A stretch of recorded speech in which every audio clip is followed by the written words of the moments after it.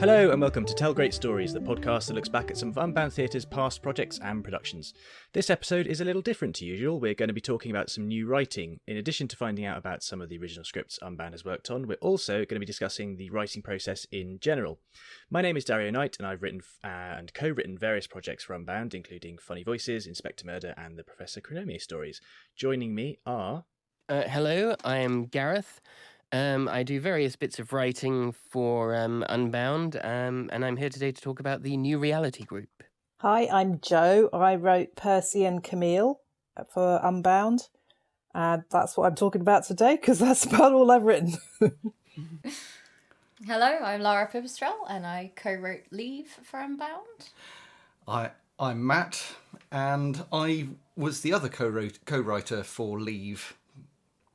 Excellent. So we'll get going. There are a couple of questions writers always get asked, and we'll get on to the elephant in the room in a minute and ask it where it gets its ideas from. So the other one is, did you always want to be a writer? Or how did you get started in writing? So I'll put that one to everyone.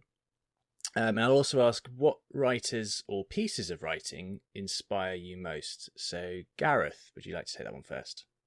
Yeah, so I think... I certainly always wanted to write in some way, shape or form, but I'd really for a very, very long time only ever written sketches and stand-up routines. And I was very much stuck in the idea that, this is what I write, this is what I can do. So it was a real leap to start trying to do things that had more consistent characters or a narrative story. And that was a real challenge for me.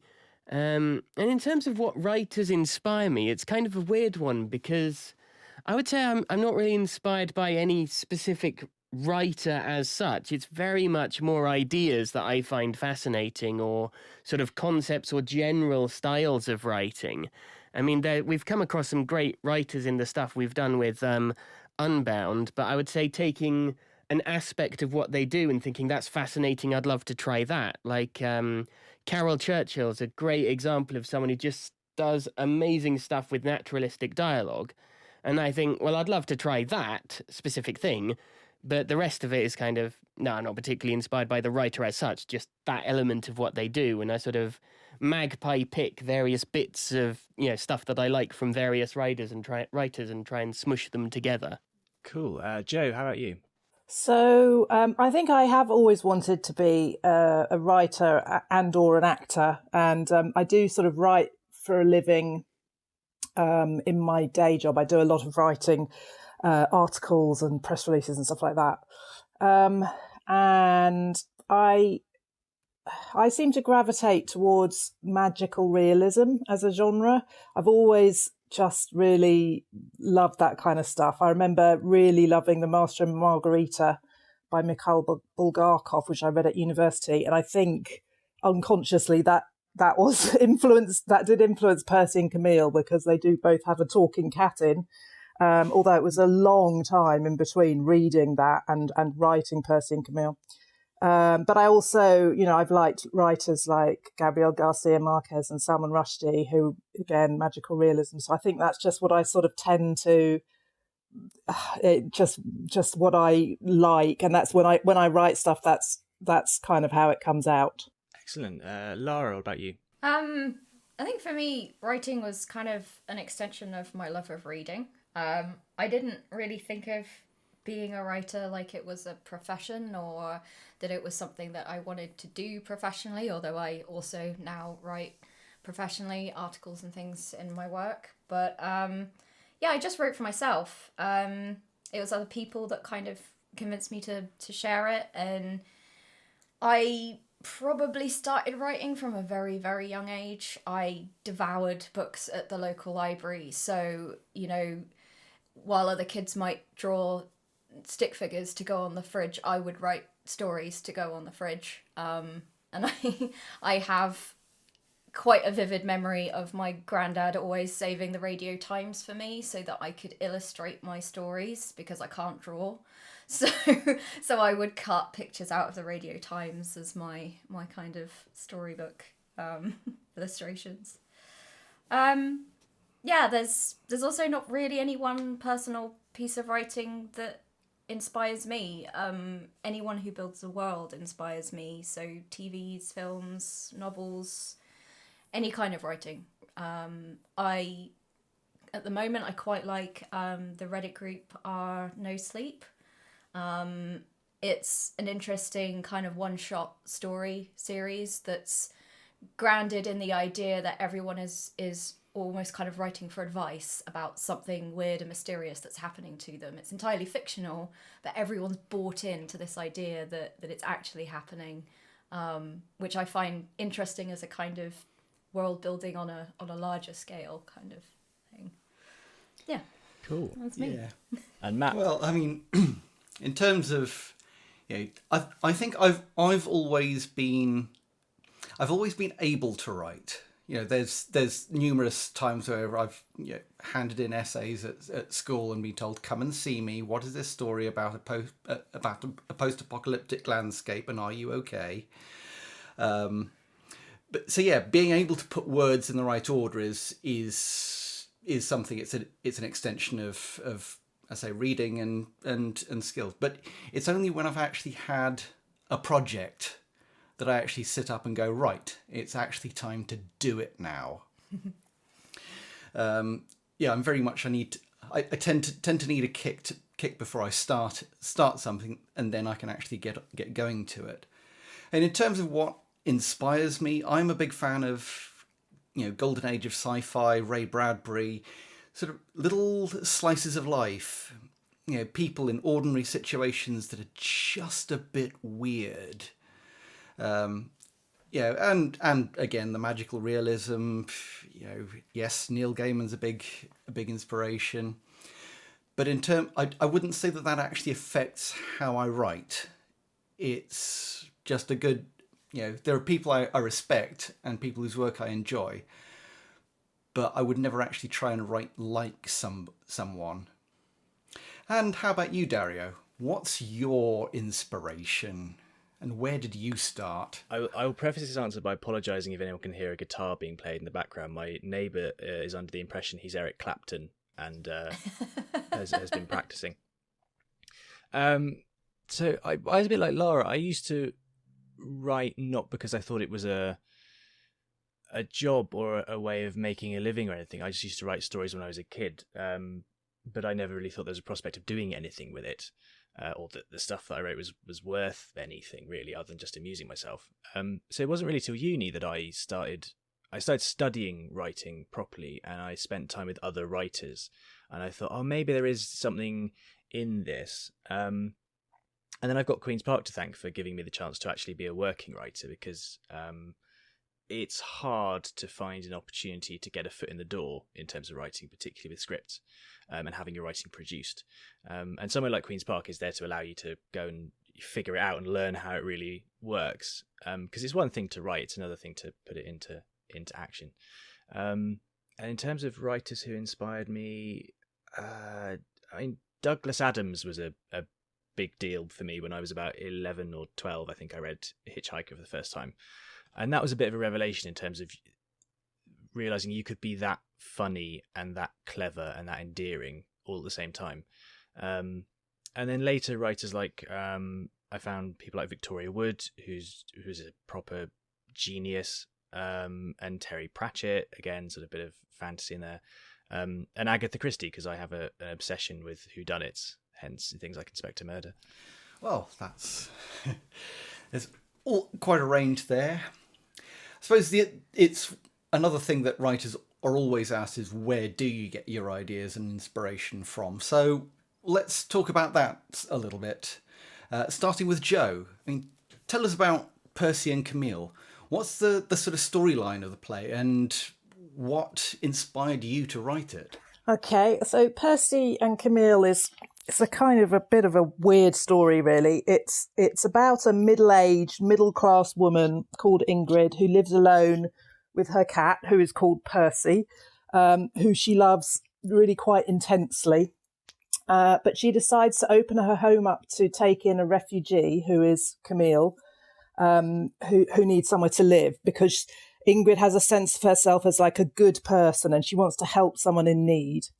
But she also has a very strong idea in her head about what that experience will be like. It's sort of a subconscious perception, but it's very strongly there. And she expects that the refugee will become her friend and will be hugely grateful to her for helping her. And then she'll get to feel sort of great about herself. But that's not what happens. Camille refuses to conform to those expectations, and she herself has been through really horrific experiences.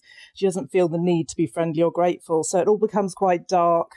Ingrid gets paranoid and is persuaded by her cat, Percy, to kill Camille, which is not really necessarily how you might expect it to turn out when the way it seems to be heading. When you're watching it, but there's sort of a few themes that the play explores, things like white privilege and the balance of power of that kind of relationship, and the damage that can be sort of blindly done when someone has privilege and abuses it but doesn't realise that's what they're doing. And it's also about the plight of refugees and how vulnerable they are to abuse, and how they're sort of often seen as less than sort of normal, inverted commas, people, and how they're somehow disposable. And the character of Ingrid has a lot of me in her, and I often think about refugees and how to help them. And I think that's kind of where this story came from. So my own grandmother came to the UK in 1939 as a Jewish refugee from Nazi Germany. And that's why I think I've always think about this a lot. But at the same time, this was a kind of a warped take on that whole idea and that sort of thought process. And it's sort of an expression of my own anxiety about it, my own guilt about my own white privilege. But taking that into like a worst case scenario, what's the worst thing that could happen, and sort of playing that out in a play. But also the Percy of the play was 100% based on my own cat, Percy, who died in 2012, who I did love really a lot. And I think if I hadn't had kids myself, I could very easily have ended up as a mad cat lady. I mean, I probably still could, although hopefully I won't be a murderous one. So that's Percy and Camille. That's fascinating. I mean, on a play of a different kind, I mean, Gareth, where did New Reality Group come from? Having seen it, is that based on your own experiences? Luckily, no, it's not based on my own experiences, because it's really quite surreal. Although there is actually a very definitive idea in my head as to what it's about, in inverted commas. But I won't go into the details of that, just because I want to leave that slightly a mystery. But yeah, the idea of it was a very stream of consciousness thing.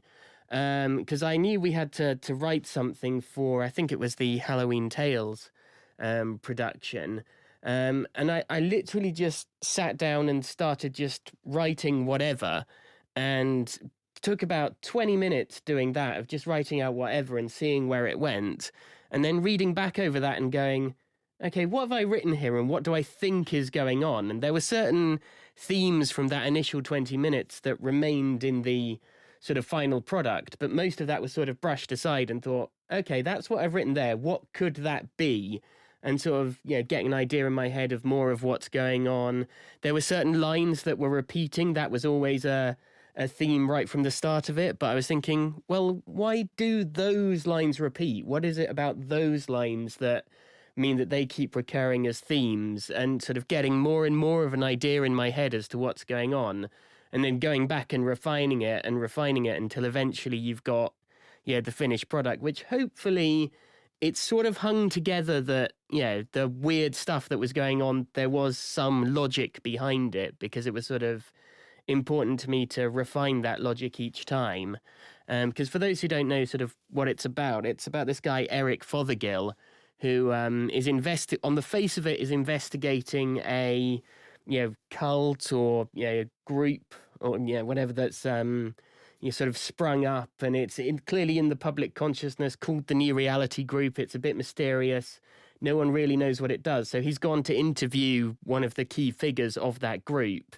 And as the interview goes on, you start to realize there's more going on here. There's the repeating words.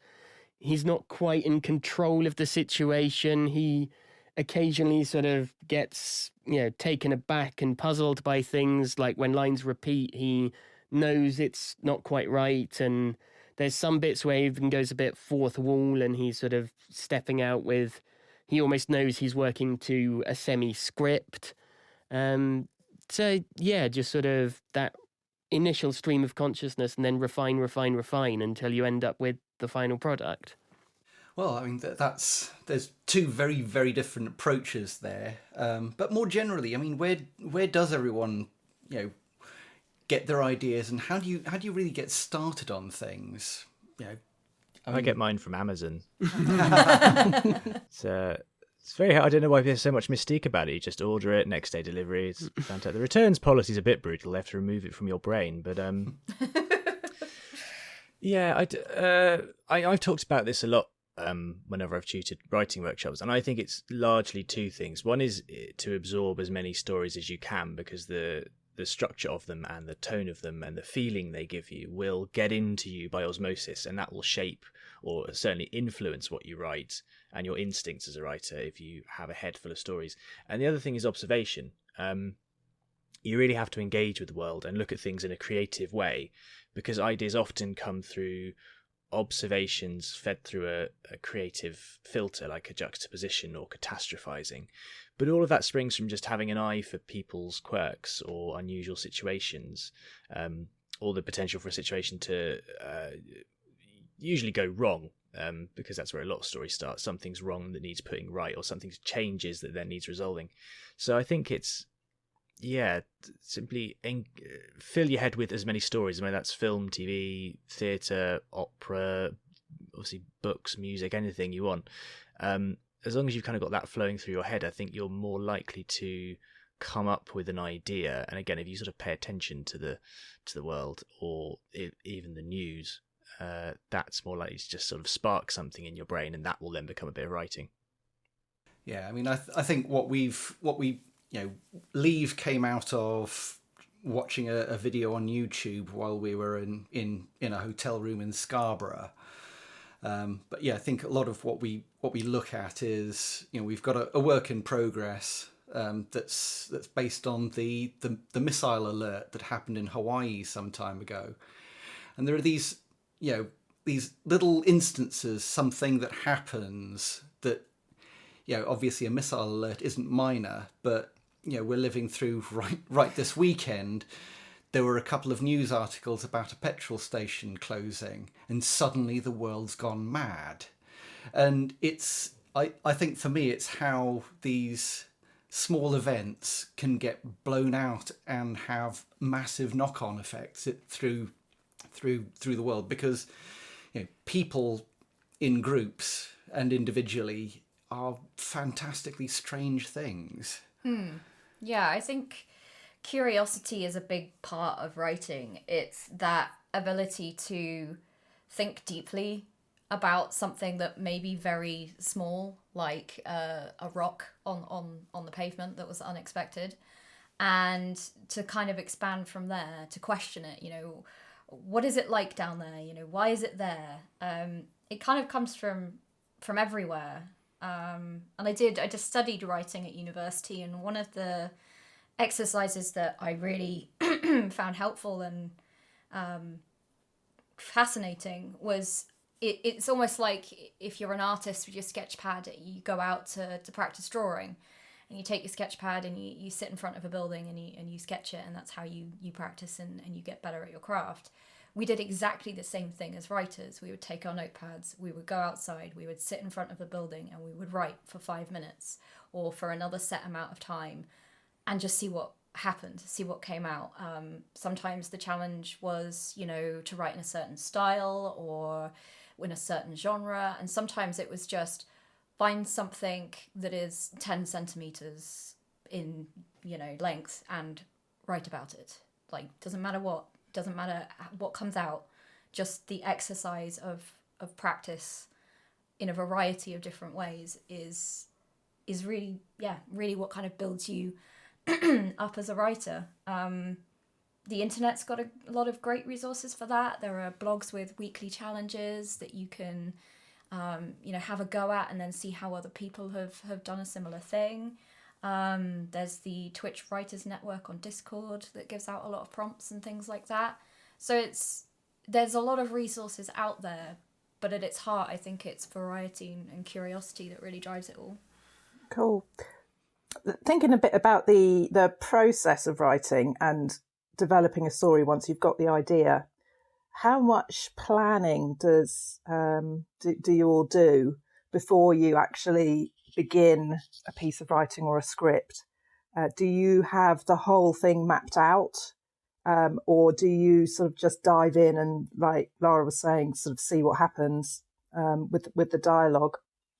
And do you also, if you're writing for the stage, do you put in a lot of stage directions, or do you leave that up to the people that take your writing and then perform it? Shall we start with you, Matt? Yeah, well, I mean, I think when we wrote Leave, there was definitely some things that we wanted to put in, because it was visual, and we had to make sure that things like the coloured streamers and the forest were in place. But I don't think there was very much planning in it at all. I'm very much more, I always consider myself an editor before I'm a writer. I'm very good at taking raw material and, whipping it into shape and making something out of it. And in order to do that, you've just got to get it out. And we just wrote pages and pages and pages, seeing where things would go, seeing what direction it would take, and then ruthlessly, slashed it to pieces and put it back together until it worked. Yeah. I mean, I very much start with dialogue. I tend to have a good, solid idea of what the world that my character's in looks and feels like mentally, and then I use the characters and the dialogue to build that. I would say that if you're working with someone, having someone that has a complementary skill set is very beneficial. Because I start with dialogue, I can often get sort of bogged down in the details sometimes, and Matt is very good at having the bigger picture and the full kind of story in mind. But when it comes to stage directions, I think it's quite a big benefit to having been an actor, experienced both sides of stage directions, of having all the stage directions where everything is planned out and it has to be very set, to having absolutely none. And having that experience, it kind of puts me in a middle ground as a writer, where I will give some stage directions for physical movements that are needed to kind of move the action along, or very important emotional intent that I feel is kind of key to what I'm trying to convey. But largely, I want actors and directors to kind of have a guide, not an instruction manual. Yeah, sure. What about you, Dario? Same questions. I'm a bit different. I usually need to have a plan in place before I start scripting. So I like to know where the plot's going to go, the beginning, middle, end, and quite often work out what happens in each scene. Sometimes I think that's because if you're writing things particularly like Inspector Murder, although it's a comedy, there is usually a crime to solve or a mystery to solve every episode. And when you're doing things like whodunits or puzzles, you do sort of need to work out where all the red herrings go and where all the clues go and where the twist is. So that's kind of useful. But I like plotting. I like coming up with plot lines. That's kind of really fun bit. So I do kind of work it all out, but then I'm not beholden to it. There's otherwise it's just boring. So if an idea crops up that changes the plot as you go along, then just roll with it. In terms of stage directions, I must admit I didn't, probably up to Funny Voices, I didn't used to do a lot with them. I used to do bare minimum, just literally entrances, exits, and then the sound and lighting cues, because I never really, having read plays by people like Bernard Shaw and Tennessee Williams that have these long rambling settings, I always used to, I think probably with the director brain going, I don't care, you get on with it. I think when we did Bernard Shaw, we literally just threw that page away in Doctor's Dilemma. Don't bother, don't need it. But when I did Funny Voices, as I was going through, I thought actually this seems to need to be a little bit more descriptive in the stage directions and a little bit more lyrical. So because quite a lot of it is inside Joyce's head, you kind of want to talk a little bit about what's going on with her energy. So instead of just saying, she steps on stage, it's, she steps on stage, but there's something wrong, she's tired, something's waning. You kind of wanted to just sort of feed that in so that Erica, obviously having to carry an awful lot of the play, has got something a bit more to work on than just the dialogue, because Joyce is performing, so she's therefore not being honest about how she feels. And it's, it was easier to kind of get across some of the emotional turmoil she was going through. So yeah, on a normal script I don't tend to put a lot in, but with that one, you suited to the project. In that one, it was it felt right to give a bit more of a description. Plus I was directing it, so I didn't have to annoy the director by sort of giving them too much to think about. Yeah, it was interesting. I mean, it does kind of, like you say, depend on what you're actually writing, how much stage directions are required. What's your experience, Gareth? Yeah, so for me, I think with the planning, it really depends on the project. If it's something that is very heavily plot based, then yeah, I'll need to know the plan of exactly how that's going to go and what's going to happen where. And then similar to Dario, I might then sort of look at it and go, okay, well, I've got to scene 3 and I know this was meant to happen in scene 4, but it's actually going to be better if we take it in this direction, and then we can get back on track to the main thread by doing X, Y, Z and sort of be a bit more fluid with it then. But if it's something that's got a plot to it, then I absolutely need to have that plot mapped out before I dive in there and start writing. With smaller stuff like sketches, it can be very different. Generally, you'll have a very clear plan for one element. You'll either have a very clear idea that the punchline is this, the setup to it is this, I've got to put something in the middle, and that something in the middle will not be planned, it'll just come out of the writing process. Or you'll have a very good idea that this is going to be the clear points of dialogue, this is how it's going to evolve, and I've got no idea how it's going to end yet. Well, I'll write it and then come up with an ending once I get there.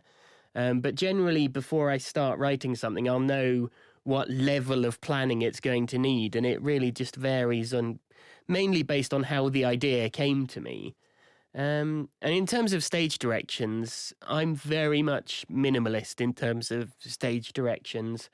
A lot of the time for me, the dialogue is really the important thing, and the sort of the staging, the movements will come out in the rehearsal process, will come from the director, will come from the actors. But if I am going to put a stage direction in, then it's probably something quite specific, and I've probably put it in quite well formed. So when I do put them in, I'll normally try and be quite specific with it, because I wouldn't have put it in if it was a woolly idea. Yeah, it's interesting. I mean, I don't do a tremendous amount of planning things in detail, I don't think. But it's like you guys have been saying, you sort of have an idea and then you start writing and you see what happens with it. And that's kind of quite exciting. And sometimes you're actually finding out the story as you're writing it as well, which makes it enjoyable. But I had the idea for Percy and Camille in my head for about 10 years before I wrote the play. And I had actually been trying to write it as a novel, and I'd written about 10,000 words in over a decade. And I was clear on the main parts of it, but there were some problematic areas that I didn't really know how to solve. And I didn't have the impetus to finish it until there was a deadline, which was in the form of a competition. And that kind of made me do it and made me adapt what I'd done into a play. And I had to sort of change things to make it work for the stage. And as regards stage directions, there were a lot of things in the play that made it very difficult to stage, and I didn't know how to solve them. So I was grateful to have a really good director in the form of Beatrice Benedict B, who took a play that was quite difficult to stage, not least because it had a talking cat as one of the main characters. And she just sort of solved those issues and lifted it off the page and took it to the next level. And I wouldn't really have known how to go about that. So I think detailed stage directions, I think it depends, but it can hold a play back.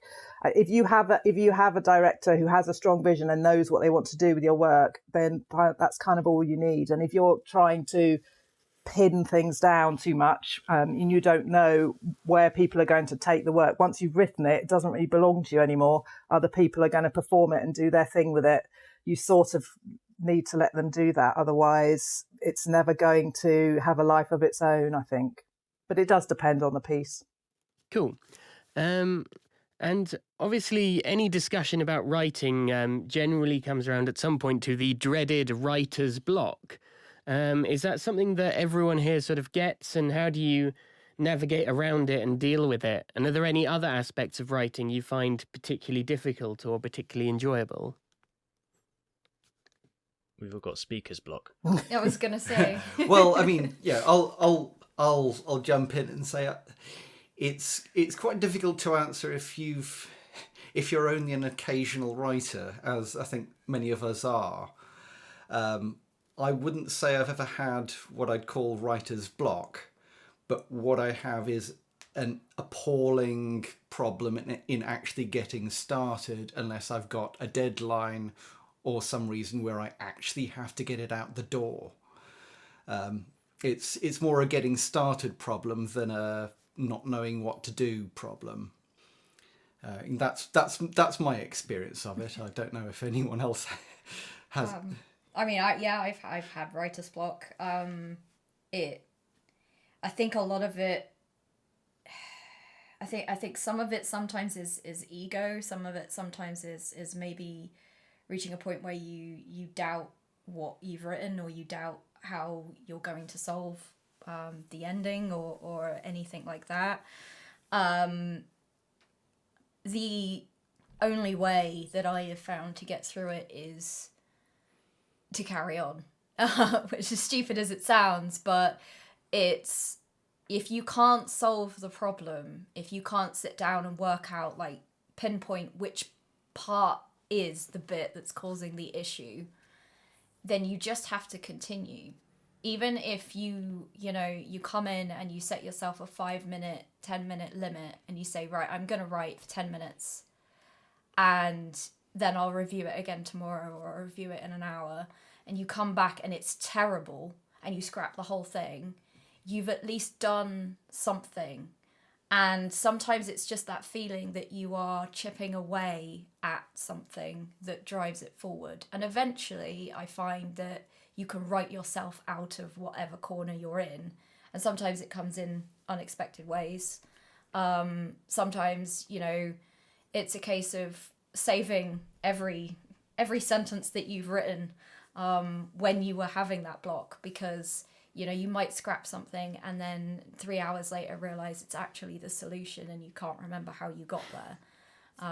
So yeah, having that documentation and just kind of chipping away at things. For me, it's finishing is usually the hardest part, wrapping everything up so it's cohesive. Killing your darlings is always hard. Taking things out that you really love, or you really enjoyed, or that you thought was written really well, but ultimately don't serve the piece as a whole. Those are the bits that I find the hardest. I can relate to a lot of that. Killing your darlings, definitely. That was something I found difficult. And also, I mean, I agree with what you said, Matt. I don't write creatively enough to be able to say I have writer's block, but as a freelance writer in my kind of day job, I very often, am faced with an article on lean management in nuclear power stations or something, and I've got a deadline, and I've just got to crack, and I just start, and I just write something just to get through that initial, just to put some stuff down on paper, and then go back, rework it, improve it, edit it, whatever. But at least you've made a start, and then you can you can restructure it and everything. So I think just diving in and getting started is kind of 80% of getting through the pain barrier of it. But I mean, discipline also, I mean, it's not something I have, but I think it's something that would be really helpful to writing, you know, to actually just kind of, rather than being forced into it by a deadline, to have the discipline to actually do what Lara was saying, to, you know, do a little bit each day and just get on with it. But I also think that genuinely finding time to do it is really difficult, like in a busy family household with work and other competing hobbies as well. In my case, it's really, that is a genuine issue. It's not just sort of like, oh, I wish I had the time. So, you know, it's finding the time, having the discipline, and just kind of getting started and powering through what feels like a block, just to have something. And then once you've kind of broken through that barrier, you can just, the energy is flowing in some way, and it becomes a lot easier. I found writer's block takes a few different forms, and kind of concurring really, it's getting started is often one of them. I think writers are, however creative they are as writers, they are even more creative at coming up with reasons they can't write. Like when you get to that point where you do genuinely have time, because, you know, if you're not doing it full time, you do have to fit it around a life. But once you do find that bit where, I could do some writing now, you sort of go, no, it's only like an hour. I'll get nothing done. I'll start tomorrow. And so you just keep putting it off. All writers are procrastinators. And the solution to that is you kind of just have to have a word with yourself and get on with it. I say, unless you have, nothing will inspire your creativity more than a director standing over you going, no, seriously, I need a script. That will get the creative juices flowing. So that's sort of one form of it, and only you can fix that yourself if you're a writer having that problem. You just have to get started and get over your fear that it's going to be rubbish, and it's fine if it's rubbish. That's another lesson you have to learn. It's okay to write rubbish stuff because you will fix it later on. I mean, I get it from time to time. I've had it in the last sort of couple of weeks because we're working on the second series of Inspector Murder, and there's a Christmas script that needs writing, and I have been working on it for about a week, and I couldn't figure out a plot or a format that I liked, and just kind of sat there writing pages and pages and pages of notes, and at the end of it kind of going, I don't like it, it's just rubbish, it's not good, it's no good. And actually it comes back to what Lara said, you just have to persevere, and eventually if you kind of learn how to analyze why you think it's rubbish, and you can kind of honestly answer your own question going, why didn't I like this? Because it's not, you know, it might be it's not imaginative enough, or it just isn't, it feels a bit like a bit of a retread of stuff we've done before, or it just feels a bit obvious. If you can answer those questions, you can then say, well, what wouldn't be obvious, and then work from there, or well, what haven't we done, or what format could I take? And eventually you crack it, and I eventually have now, so we have got a Christmas script on the way. Yay. Yay. Well, I haven't written it yet, could still be rubbish. So, I mean, if you find yourself, the other form is just being in the middle of a scene and then finding yourself stuck, and I don't know how to get out of this. Again, Lara, kind of good advice, just keep going and keep chipping away at it. Sometimes if you have the luxury of time, putting the problem aside and working on something else for a bit is quite good, because it sort of moves your head on creatively, and then you can look back at the thing you're having problems with and then see it a little differently. Not that this is practical, but you can sort of take a script you wrote years ago, look at it and go, oh, now I can see all manner of things I'd fix. Partly that's the benefit of more experience, but also the further away you are from something in a way, the more objectively you can look at it, and you can sort of see its imperfections a little more easily. So sometimes it is quite good just to move on with something else and then come back to it. Or if it's a scene or a sketch or something, just start from scratch. Just save what you've done, and then either turn to another page in your notebook or open another document on your computer, and then just write it again from memory. But don't refer back to the original version that you're working on. Just start again and see how much you remember. And actually sometimes you'll find yourself going in a slightly different direction, and then you'll crack the problem that you were having, which is usually just an impending sense of, I just don't think this works, but you just have to push through, as has been said.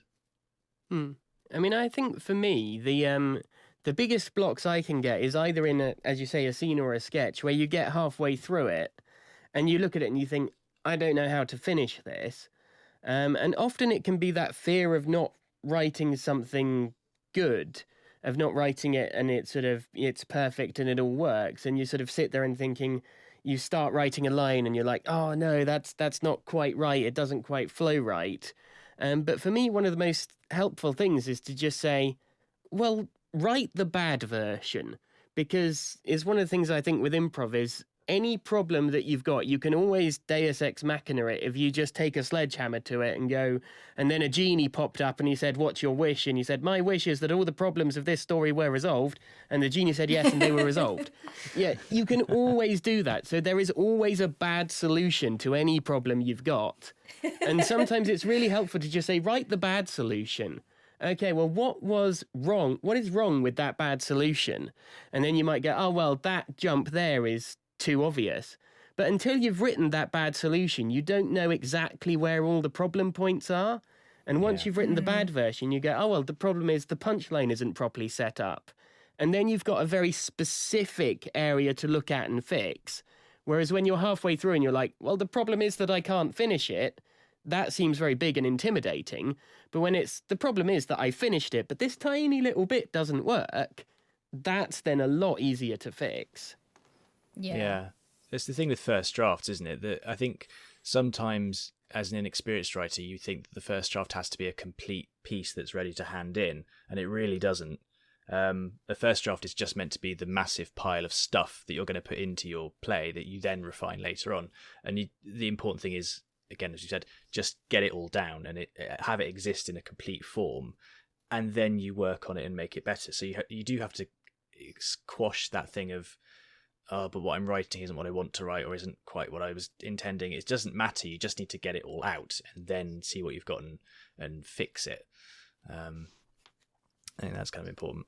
Yeah, I think it's digging yourself out of the hole a little bit at a time. And yeah, I love Gareth's idea of writing the bad ending. I think that's a lovely way of putting it, definitely. It's quite good because you just go, well, that's what we've got. I don't want it to be that. I'm going to have to think of something better. Yeah. The problem is when you write the bad ending and you think you've done a good ending. Well, to be fair, then you wouldn't have writer's block because you think you've written a good ending. That's true. Yeah, That's for other problem people solved. to decide. Yeah. Yeah. Okay. So looking beyond the writing process, what is it like seeing or hearing your work read aloud for the first time by a cast? Does that feeling change over time?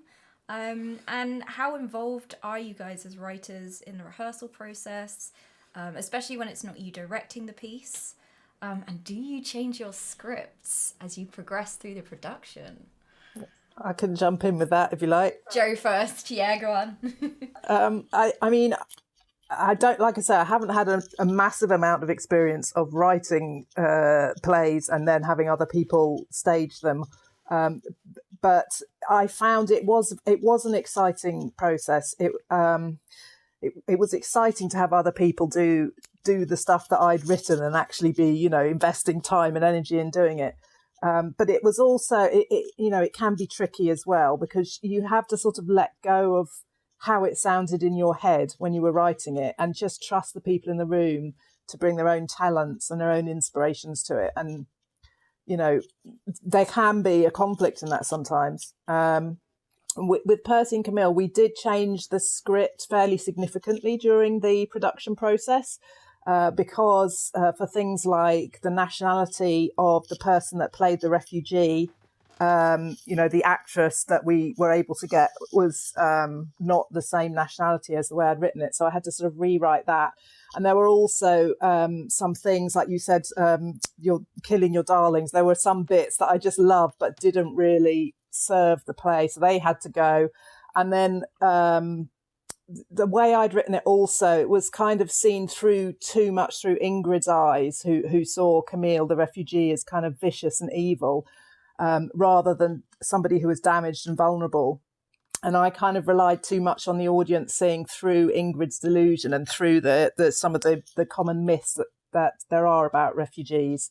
and it didn't really quite work. So I had to kind of rebalance that and fix it, because I really didn't want to write anything that might indirectly harm refugees and portray them in a sort of or portray Camille, the character, in a very negative light. So there was quite a bit of rewriting that happened during that process. And I did find it helpful to have other people in the room who were, helping me with that. And some of it I did by myself and some of it we did together. But yeah, so it was a good experience to have people there. But yeah, it's also an experience of sort of letting go and just kind of realizing that you've kind of given birth to this thing, and now the thing has to go off and make its life, and you have to kind of take a step back a bit. Gareth, do you have anything to add? Yeah, I think for me, I've never really written something that I haven't been very close to the then production of. And yeah, when I do sort of see that, it's really great seeing it performed in front of an audience the first time. That for me is the big point, where you suddenly realize what a completely neutral audience who's just there to see it is going to think of it. And then you find out all of the bits that sort of surprise you and jump out, and you think, oh, I didn't realize that was going to look like that, and that was going to be like that. And then hearing it for the first time sort of read out, I mean, so often the people who are reading it just get it so much that it does come out very often how I expected it to come out in my head, or better than I expected it to come out in my head. So it's always a really great thing to see that come alive in that way. It's very, very rare that you kind of think, oh, that wasn't quite what I wanted there. And I think it would be really interesting to write something and just let it go and say, that's now going to be performed, it's been written, I'll come back when it's time for the show. I think that would be fascinating, but I don't think I'd ever be able to actually do that. Yeah, well, I mean, when we did leave, I was kind of in that situation, because we'd spent ages writing it, sending a Word document backwards and forwards. I was living in Northampton at the time, an hour away. And so once we'd written it, I kind of left it up to Lara to do the direction.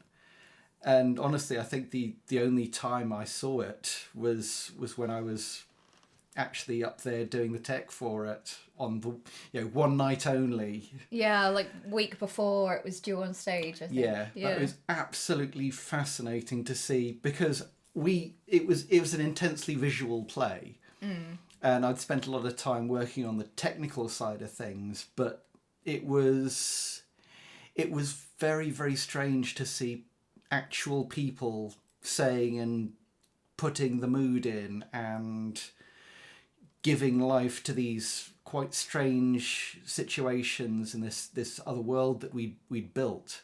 Yeah. I think as well, like we'd read through the script quite a few times with each other to try and get a feel for how it sounded out loud. And it was hearing other people put their stamp on it, hearing their emotions coming through, that really, I mean, the first time we reached the camping scene, I genuinely got goosebumps. That was the moment where it had taken on a whole new life of its own through other people. That was kind of the first little touch of kind of magic that I'd seen. Yeah, but I mean, from what as it was written, it did very much stay. It came out of our heads onto the stage in its form, and it had to be done exactly as it was written. And I don't think we really edited it at all. I think there was one change which actually the cast pointed out, and I think it was an age or something like that didn't quite make sense.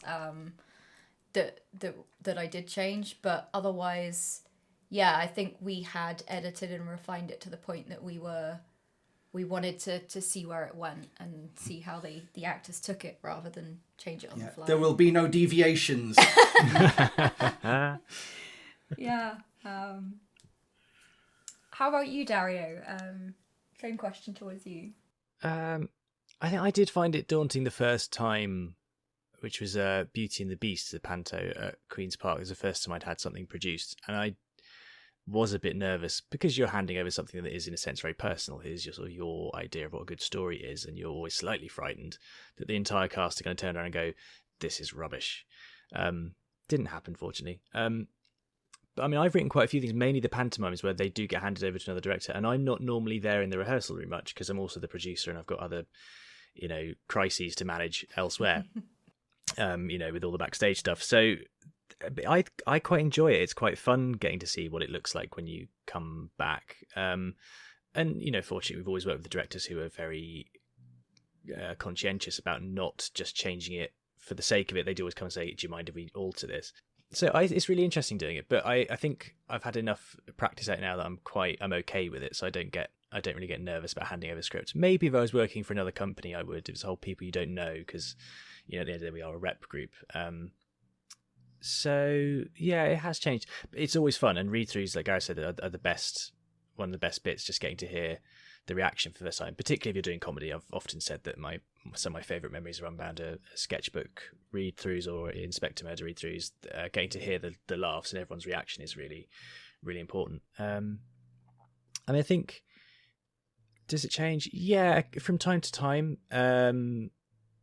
I think, particularly if it's a big piece of new writing, you inevitably sort of find where the pace doesn't quite work in some sscenes, or you might look at something and go, "That's not funny enough," or that character arc doesn't come across strongly enough. So, I can't think of any specific examples, but it is a kind of constant process. I don't think everything's been too fixed. We do tend to kind of change it as it goes along. Yeah, I think the only thing I have to add there is that it's quite fascinating in the writing process where you can go, okay, this bit is going to be tense, this bit is going to be sad, I'm going to write all the sad words. And then it's when you actually have people who read it out and it does what it's supposed to be, but possibly isn't quite, because intellectually you can go, okay, well, this is dramatic. And then it goes on stage and people do it and it's actually scary. Well, my 2 cents. Yeah. Well, it is. I think that's the other thing, is putting it in front of an audience for the first time is as scary as giving it to actors for the first time. Yeah. And that's, more so with comedy than drama, because, a bad drama probably gets quite muted applause. A bad comedy gets a rather deafening silence. So that's always slightly scary when you're putting it out in front of an audience for the first time, especially if you're trying to make them laugh. Yeah, I think comedy is something that is so subjective. I found that writing comedy it's almost one of those things, especially when you do it for the first time, that you need to get another pair of eyes on, because I can think it's the funniest thing in the world, but it's not until someone who has a very different sense of humor to me laughs at it that I know that it's actually objectively funny and not subjectively funny. So yeah, like the read through process is great for that, just honing your jokes. Yeah, and one of the things with comedy is you see it a lot more in stand-up than in sketches. But the thing is, comedy you can do exactly the same performance of exactly the same material to 2 different rooms, and for whatever reason, one it might go really well, one it might go really badly. So it can be really daunting when you've got something where you've got that instant feedback process of, well, if they don't laugh, it's not funny. And I think you can't take any one reaction by any one audience as sort of gospel. And I now sort of, having done so much comedy and sort of had, some of them go well and some of them not so well, but a lot of them have gone really well. You kind of think, I'm not going to invest all of my worth of whether this is any good in any one particular audience's reaction to one particular joke. That's that old thing, isn't it? Sort of, if a joke bombs once, well, who knows? Could be the audience, could be the joke. If it bombs a second time, tricky waters. If it bombs a third time, yeah, it's the joke. Yeah. Yeah. So, we'll wrap this up by talking about advice. So, what advice would you give to anyone interested in writing a script? And what's the most helpful advice or tip or feedback you've ever received or learnt? Lara, do you want to go first? Just do it. I think that we've covered that a couple of times now, but yeah, write it. then go back over it, then read it aloud. Reading aloud is the thing that really changed the experience of writing scripts for me, because it's not that it hadn't occurred to me to read it aloud being an actor, but it's getting out of your own head a little bit. When you read it aloud, you get the pace and the rhythm of the words, and you see if you start stumbling over certain things. You know, if something's hard for you to say and you've written it, then it's not going to be good for an actor to say. If it's hard for a reason, that's okay. But it's finding out that you've got like too many ands in a sentence, and when you read it, it seems fine, but when you speak it aloud, it doesn't sound like natural speech. So yeah, read it aloud, then have a friend read it, then have someone else read it, and you know, yeah, with comedy, see if it makes them laugh. Have a group of actors read it, see how they react to it, see how it sounds in their voice. Yeah. Just do it. The first one you write will be crap, probably. The second one you write will be better. It's a constant process of improvement, but you won't get there unless you start. Cool. Gareth, what about you? Yeah, I think it would be, don't be afraid to write something, look back on it and make improvements, because no one's going to write the perfect script. And so writing a script gives you that base point to look back and make things better. Because, the only person who's infallible is either idiots or the Pope. And I think you'd have noticed if you were the Pope. So, you're not going to write the perfect script the very first time. And you'll find that when you look back at things and kind of look at what doesn't work, it also really highlights what does work. Because it can seem intimidating to sort of go, oh, I'm going to look at my work and change it. But actually, when you do that, you're also reading through the stuff and think, no, that really works. And that really works. And for me, it's a real confidence boost, finding the thing that doesn't work and then sort of contrasting it to, oh, actually, everything but that bit does work. And if I just solve that, it will be really good. And Joe? I kind of agree with everything that Lara and Gareth have said. I mean, it basically just freaking get it written, get something down. It doesn't have to be perfect. As long as there's something strong at the core of it that you believe in, you can fix things later and other people can help. So yeah, just do it and then get other people to look at it, because their responses to it are really interesting, and you'll get a useful sort of fresh perspective on it. There comes a point where you do have to step away and either come back to it yourself with a bit of fresh eyes the next day or a couple of days later, or even better, get somebody else to look at it and see how they respond, and then just fix the things that don't quite work, and it's all fixable. Excellent. And Matt? Yeah, I think I follow a lot of semi-humorous groups on Facebook all about writing, and one of the things that's always struck me is, so you're a writer, what have you written? That's not how this works. It's like you don't say, okay, well oh, you're an astronaut, so how often have you been to space? Well, never. You actually have to produce the work, and writing is a peculiarly as you said, it's writers are great at procrastinating and doing anything except actually writing. And it is something you have to practice. It's like any other skill, juggling, slacklining, cooking. Writing is a thing that nobody is inherently good at it. It's a thing that you pick up and you look at it intelligently, and you do it, and you kind of have to earn the right to call yourself a writer rather than just somebody who thinks it would be a nice thing to do. Yeah. There's a quote from, I think it's Russell T Davies, a brilliant scriptwriter, who was asked about advice, and he said, you don't get to call yourself a writer until you've written something, so finish it. And that was his advice, which we kind of already covered. My other one would be, take all rules, in inverted commas, of writing with a pinch of salt. There are obviously tens, if not hundreds of thousands of books written about writing. And they're quite handy if you're getting started, because they can give you a framework to work to. They can give you a bit of a starting point if you are that daunted by not knowing at all where to begin. But for every single rule that someone claims is a steadfast rule about writing, you will find a piece of writing, an amazing piece of writing that breaks it. So above all else, trust your own instincts, but understand that you will constantly be learning.